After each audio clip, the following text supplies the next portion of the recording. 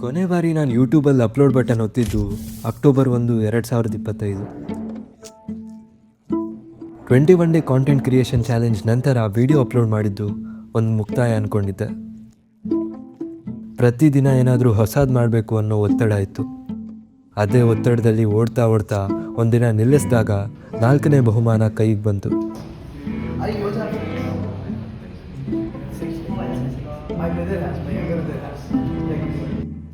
ಆ ಕ್ಷಣ ಒಂದು ವಿಚಿತ್ರ ಸಮಾಧಾನ ಇತ್ತು, ಯುದ್ಧ ಮುಗಿದ ಮೇಲೆ ಬರೋ ಮೌನದಂತೆ.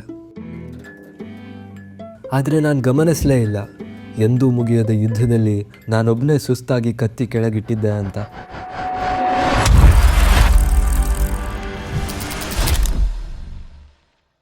ಆ ವಿಡಿಯೋಗೆ ಬರೀ 1,500 ವ್ಯೂಸ್ ಬಂದಿತ್ತು.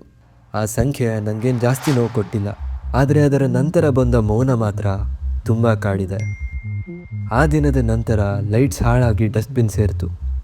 ವೀಡಿಯೋಸ್ ಮಾಡೋಕ್ಕಂತ ತಗೊಂಡಿದ್ದ ಮೈಕ್ ಮತ್ತು ಟ್ರೈಪಾಡ್ ಕಳೆದೋಗಿದ್ದು ಮೈಕ್ ಅಂತ ಅಂದ್ಕೊಂಡಿದ್ದೆ, ಆದರೆ ಆ್ಯಕ್ಚುಯಲ್ ಆಗಿ ಕಳ್ಕೊಂಡಿದ್ದು ನನ್ನಲ್ಲಿರೋ ಯೂಟ್ಯೂಬರ್ನ ಅನ್ನೋದು ರಿಯಲೈಸೇ ಆಗಲಿಲ್ಲ. ಬರ್ತಾ ಸಾಮಾನ್ಯ ದಿನಚರಿ ನನ್ನದಾಯಿತು. ಅದೇ ಕಾಲೇಜು, ಅದೇ ಕ್ಲಾಸು, ಅದೇ ಕ್ಯಾಂಟೀನ್. ನಾನು ಯೂಟ್ಯೂಬರ್ ಅನ್ನೋ ಪದದಿಂದ ನಿಧಾನವಾಗಿ ದೂರ ಆಗ್ತಾ ಹೋದೆ. ವಿಡಿಯೋ ಮಾಡಬೇಕು ಅನ್ನೋ ಐಡಿಯಾಸ್ ಎಲ್ಲ ಹಿನ್ನೆಲೆಯಲ್ಲಿ ನಿಂತು ನೋಡ್ತಿದ್ವು. ನಾನು ಮಾತ್ರ ಅದನ್ನು ನಾಳೆ ಮಾಡಿದ್ರಾಯ್ತು ಅಂತ ಮುಂದಕ್ಕೆ ದುಡ್ತಿದ್ದೆ.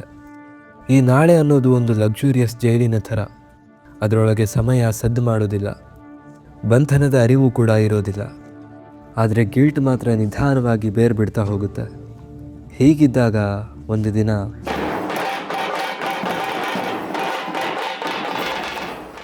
ಬಡೀತಿದ್ದ ಹಠಾತ್ ಡ್ರಮ್ಗಳ ಶಬ್ದ ನನ್ನ ಎದೆಯೊಳಗೆ ಯಾರೋ ಬಾಗಿಲು ತಟ್ಟಿದಂತೆ ಕೇಳಿಸ್ತಿತ್ತು. 8th ಮೈಲ್ ಹಾಗೂ ಕನ್ನಡ ಹಬ್ಬದ ಡೇಟ್ ರಿವೀಲ್ ಆಯಿತು. ಜನರು ಕೂಗಾಡಿ ಚಪ್ಪಾಳೆ ತಟ್ಟಿದ್ರು.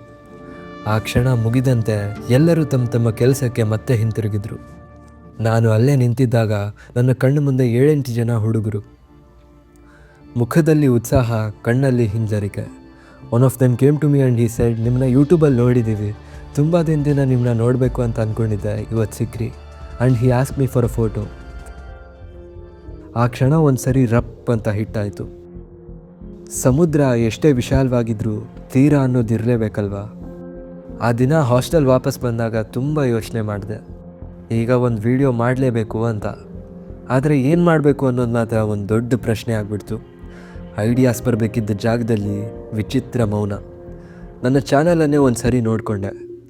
ಒಂದು ಕಡೆ ಒಂದೊಂದು ರೀತಿ ವಿಡಿಯೋ, ಯಾವುದಕ್ಕೂ ಒಂದು ನೇರ ಹಾದಿ ಇರಲಿಲ್ಲ. ನೀಶ್ ಅನ್ನೋ ಪದ ಅಷ್ಟರವರೆಗೆ ನನ್ನನ್ನು ಕಾಡಿರಲಿಲ್ಲ.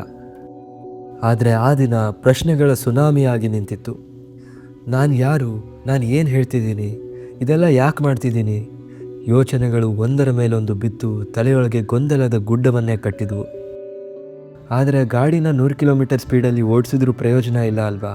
ಹೋಗ್ತಿರೋ ದಾರಿನೇ ತಪ್ಪಾಗಿದ್ದರೆ. ಮಾಡ್ತಿರೋ ಕೆಲಸದಲ್ಲಿ ಆತುರ ಇತ್ತು, ಅಸ್ಪಷ್ಟತೆ ಇತ್ತು.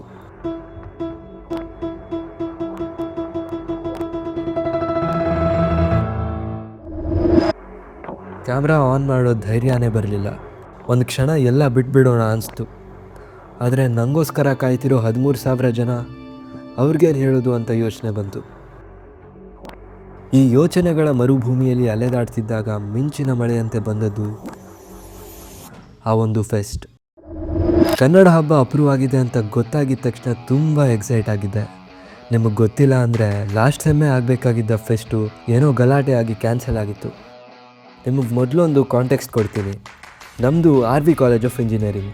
ನಿಮಗೆ ನಮ್ಮ ಕಾಲೇಜಲ್ಲಿ general category computer science seat ಬೇಕು ಅಂದರೆ KCET ಬರೆಯೋ 3 ಲಕ್ಷ ಜನರಲ್ಲಿ 400ಕ್ಕಿಂತ ಕಡಿಮೆ ರ್ಯಾಂಕ್ ತೆಗಿಬೇಕು, ಅಥವಾ 4 ವರ್ಷಕ್ಕೆ 70 ಲಕ್ಷ ಡೊನೇಷನ್ ಕೊಟ್ಟು ಸೇರ್ಕೋಬೋದು.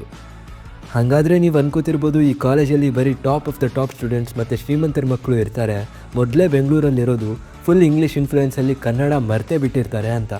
ಆದರೆ ಹೆಮ್ಮೆಯ ವಿಷಯ ಏನಂದರೆ, ಕಳೆದ 52 ವರ್ಷಗಳಿಂದ ಕನ್ನಡದಲ್ಲೇ ಹುಟ್ಟಿ, ಕನ್ನಡದಲ್ಲಿ ಬೆಳೆದು, ಕನ್ನಡದಲ್ಲೇ ಬೆರೆತು ಹೋಗಿರೋ ಕನ್ನಡಿಗರು ಕಟ್ಟಿದ ಕನ್ನಡ ಸಂಘದಿಂದ ಕನ್ನಡವನ್ನು ಸಂಭ್ರಮಿಸೋಕ್ಕೆ ಕನ್ನಡ ಹಬ್ಬವನ್ನು ಪ್ರತಿ ವರ್ಷ ವಿಜೃಂಭಣೆಯಿಂದ ಆಚರಿಸ್ಕೊಂಡು ಬಂದಿರೋ ಪದ್ಧತಿ ಇದೆ. ಜೊತೆಗೆ ಇಲ್ಲಿ ಪ್ರತಿ 2 ವರ್ಷಕ್ಕೊಮ್ಮೆ ನಡೆಯೋ 8th ಮೈಲ್ ಅನ್ನೋ ಟೆಕ್ನೋ ಕಲ್ಚರಲ್ ಫೆಸ್ಟ್ಗೆ 8th ಮೈಲ್ ಅನ್ನೋ ಹೆಸರು ಬಂದಿದ್ದು ಯಾಕೆ ಅಂದರೆ ನಮ್ಮ ಕಾಲೇಜು ಸೆಂಟ್ರಲ್ ಬೆಂಗಳೂರಿಂದ ಎಕ್ಸಾಕ್ಟ್ಲಿ 8 ಮೈಲ್ಸ್ ದೂರ ಇದೆ. 8th ಮೈಲಲ್ಲಿ ಸಾಕಷ್ಟು ಕಲ್ಚರಲ್ ಈವೆಂಟ್ಸ್ ಇರುತ್ತೆ, ಕಾಂಪಿಟೇಷನ್ಸ್ ಇರುತ್ತೆ, ಟೆಕ್ನಿಕಲ್ ವರ್ಕ್ಶಾಪ್ಸ್ ಇರುತ್ತೆ, ಹ್ಯಾಕಥಾನ್ಸ್ ಇರುತ್ತೆ, DJ ನೈಟ್ ಇರುತ್ತೆ. ಆ್ಯಂಡ್ ಇವೆಲ್ಲದರಲ್ಲಿ ಪಾರ್ಟಿಸಿಪೇಟ್ ಮಾಡೋಕ್ಕೆ ರಾಜ್ಯದ ಮೂಲೆ ಮೂಲೆಯ ಕಾಲೇಜ್ಗಳಿಂದ ತಂಡಗಳು ಬಂದಿರುತ್ತೆ. ಎಲ್ಲ ಕ್ರೇಜಿಯಾಗಿರುತ್ತೆ. ಹೀಗಿದ್ದಾಗ ಇಂಥ ಒಂದು ಫೆಸ್ಟು ಲಾಸ್ಟ್ ಸೆಮ್ಮಲ್ಲಿ ಕ್ಯಾನ್ಸಲ್ ಆಗಿ ಈಗ ಮತ್ತೆ ಅಪ್ರೂವಲ್ ಸಿಕ್ಕಿದ್ದಕ್ಕೆ ಎಲ್ಲರ ಉತ್ಸಾಹ ಮುಗಿಲೆತ್ತರಕ್ಕಿತ್ತು. ನಮ್ಮ ಕನ್ನಡ ಹಬ್ಬದ ವಿಶೇಷತೆ ಏನಂದರೆ ಪ್ರತಿ ವರ್ಷ ಕಂಪ್ಲೀಟ್ ಸ್ಟೇಜ್ ಡಿಸೈನ್ ನಾವೇ ಮಾಡ್ತೀವಿ. ಚಿಕ್ಕ ಐಡಿಯಾದಿಂದ ಹಿಡಿದು ಫೈನಲ್ ಸ್ಟೇಜ್ ರೆಡಿ ಆಗೋವರೆಗೂ ಎಲ್ಲ ಪ್ರೊಡಕ್ಷನ್ ಡಿಸೈನ್ ಟೀಮೇ ನೋಡ್ಕೊಳ್ಳುತ್ತೆ. ಹಬ್ಬ ಶುರು ಆಗೋಕ್ಕೂ ಸುಮಾರು ತಿಂಗಳ ಮುಂಚೆಯಿಂದಾನೇ ಐಡಿಯೇಷನ್ ಸ್ಟಾರ್ಟ್ ಆಗಿರುತ್ತೆ. ಹಗಲು ಕ್ಲಾಸ್ ಆದರೆ ರಾತ್ರಿ PD ಕೆಲಸ. ಕೆಲವೊಮ್ಮೆ ಹಾಸ್ಟೆಲ್ಗೂ ಹೋಗದೆ PD ರೂಮಲ್ಲೇ ಬೆಳಗು. ಒಬ್ಬರು ಬಣ್ಣ ಹಚ್ಚಿದ್ರೆ ಇನ್ನೊಬ್ಬರು ಕಾರ್ಡ್ಬೋರ್ಡ್ ಕಟ್ ಮಾಡ್ತಿರ್ತಾರೆ. ಯಾರೂ ಇದು ನನ್ನ ಕೆಲಸ, ಇದು ನಿನ್ನ ಕೆಲಸ ಅಂತ ಅನ್ನಲ್ಲ. ಎಲ್ಲರೂ ನಮ್ಮ ಹಬ್ಬ ಅಂತಲೇ ಕೆಲಸ ಮಾಡ್ತಾರೆ. ಅಷ್ಟು ವಿಶೇಷವಾಗಿರುತ್ತೆ ನಮ್ಮ ವೇದಿಕೆ. ಹಬ್ಬದ ದಿನ ಸ್ಟೇಜ್ ರಿವೀಲ್ ಆಗೋವರೆಗೂ ಸ್ಟೇಜನ್ನು ಯಾರೂ ನೋಡಿರಲ್ಲ. ನಂತರ ಬೇರೆ ಕಾಲೇಜಸ್ ಕೂಡ ನಮ್ಮ ಕಾಲೇಜ್ ಡಿಸೈನ್ ನೋಡಿ ಕಾಪಿ ಮಾಡ್ತಾರೆ. ಹಾಗೆ ಈ ವರ್ಷದ ಹಬ್ಬದ ಹೆಸರು ಜಗದ್ವಹ, ಅಂದರೆ ಭೂಮಿ ತಾಯಿ. ಹಬ್ಬದ ಥೀಮ್ ತಕ್ಕಂತೆ ಪೂರ್ತಿ ಕಾಲೇಜನ್ನೇ ಅಲಂಕರಿಸಲಾಗಿತ್ತು. ಪ್ರತಿ ದಾರಿಯಲ್ಲಿ ದೀಪಗಳು ಚುಕ್ಕಿಗಳಂತೆ ಮಿನುಗ್ತಿದ್ವು. ಸುತ್ತಲೂ ಹಬ್ಬದ ವಾತಾವರಣ. ಎಲ್ಲವೂ ಸಿದ್ಧವಾಗಿತ್ತು. ಇವೆಂಟ್ಗಳಲ್ಲಿ ಪಾರ್ಟಿಸಿಪೇಟ್ ಮಾಡೋಕ್ಕೆ ಬೇರೆ ಕಾಲೇಜಸ್ಸಿಂದ ಸ್ಟೂಡೆಂಟ್ಸ್ ಬಂದಿದ್ದರು. ಮೀನ್ವೈಲ್ ನಾನು ಮೇನ್ ಸ್ಟೇಜ್ MOC ಟೀಮಲ್ಲಿದ್ದೆ. ಚಿಕ್ಕ ಪುಟ್ಟ ಈವೆಂಟ್ಸ್ ಮಾಡಿದ್ದೆ, ಬಟ್ ಯಾವತ್ತೂ ಅಷ್ಟು ದೊಡ್ಡ ಸ್ಟೇಜ್ ಮೇಲೆ ಆ್ಯಂಕರಿಂಗ್ ಮಾಡಿದ್ದಿಲ್ಲ. ಕ್ಯಾಮ್ರಾ ಮುಂದೆ ನಿಂತ ಅನುಭವ ನನಗಿತ್ತು. ಅಲ್ಲಿ ತಪ್ಪಿದ್ರೂ ಕಟ್ ಇರ್ತಿತ್ತು, ರೀಟೇಕ್ ಇರ್ತಿತ್ತು. ಆದರೆ ಸ್ಟೇಜ್ ಮೇಲೆ ಸಮಯ ನಿಲ್ಲೋದಿಲ್ಲ. ಅಲ್ಲಿ ಮೌನಕ್ಕೂ ಟೈಮರ್ ಇರುತ್ತೆ. ನನಗೆ ಭಯ ಆಯಿತು. ಭಯ ಅನ್ನೋದಕ್ಕಿಂತ ಒಂದು ಸೆನ್ಸ್ ಆಫ್ ರೆಸ್ಪಾನ್ಸಿಬಿಲಿಟಿ. ಎಲ್ಲಾದರೂ ತಪ್ಪಾದರೆ, ಸ್ಟೇಜ್ ಮೇಲೆ ಇದ್ದಾಗ ಪದಗಳೇ ಬರೆದಿದ್ರೆ, ನನ್ನಿಂದ ಎಲ್ಲ ಹಾಳಾಗ್ಬಿಟ್ರೆ, ಸುಮಾರು ತಿಂಗಳ ಕಾಣದ ಕೈಗಳ ಅವಿರತ ಶ್ರಮ, ಅವರೆಲ್ಲರ ಮುಖಗಳು ಒಂದು ಬಾರಿ ಕಣ್ಮುಂದೆ ಬಂದಂತಾಯಿತು. I felt nervous. ಆಗ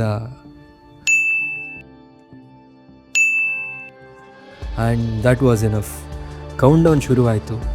IM ಆಡಿಟೋರಿಯಮಿಂದ ಹೊರಟ ಮೆರವಣಿಗೆ ವೈಭವದಿಂದ ಸಾಗಿ ಸ್ಟೇಜ್ ಮುಂದೆ ಬಂದು ನಿಂತಿತು. ಆ ಕ್ಷಣ ಭಯ ಆಗಲಿಲ್ಲ.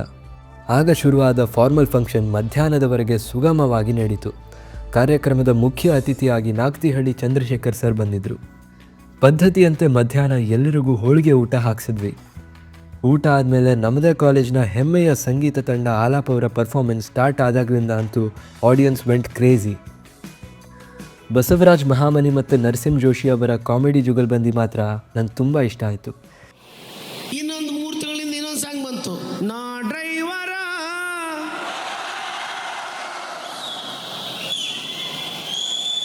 ನಾನೇನು ಅನ್ಕೊಂಡಿದ್ದೆ, ಇವರು 400 ರ್ಯಾಂಕ್ನಲ್ಲಿ 100 ರ್ಯಾಂಕ್ನಲ್ಲಿ ಬಂದು ಹುಡುಗರು, ಇವು ಯಾವ ಸಾಂಗ್ ಗೊತ್ತಿರಲ್ಲ ಅನ್ಕೊಂಡಿದ್ದೆ.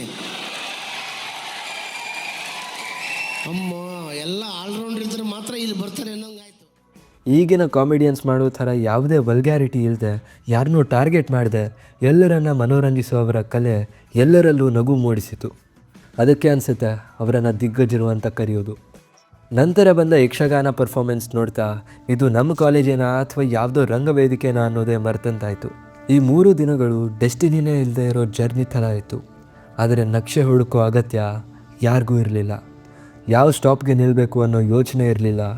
ಎಷ್ಟು ದೂರ ಹೋಗಬೇಕು ಅನ್ನೋ ಲೆಕ್ಕನೂ ಇರಲಿಲ್ಲ. ಕ್ಷಣಗಳು ಬಂದಂತೆ ನಾವು ಅದರೊಳಗೆ ಇಳಿದು ಜೀವಿಸಿದ್ವಿ. ಮುಂದೆ ಏನು ಅಂತ ಕೇಳೋರು ಇರಲಿಲ್ಲ. ದಣಿವು ಆದರೂ ನಿಲ್ಲೋ ಮನಸ್ಸು ನಮಗಿರಲಿಲ್ಲ. ಈ 3 ದಿನಗಳು ನಮ್ಮೊಳಗೆ ಹಾಗೆ ಉಳಿಯುತ್ತೆ. ಯಾಕಂದರೆ ಕೆಲವೊಮ್ಮೆ ತಲುಪೋ ಜಾಗಕ್ಕಿಂತ ಹೋಗೋ ಪ್ರಯಾಣನೇ ಚೆನ್ನಾಗಿರುತ್ತೆ. So live every moment before it becomes a memory.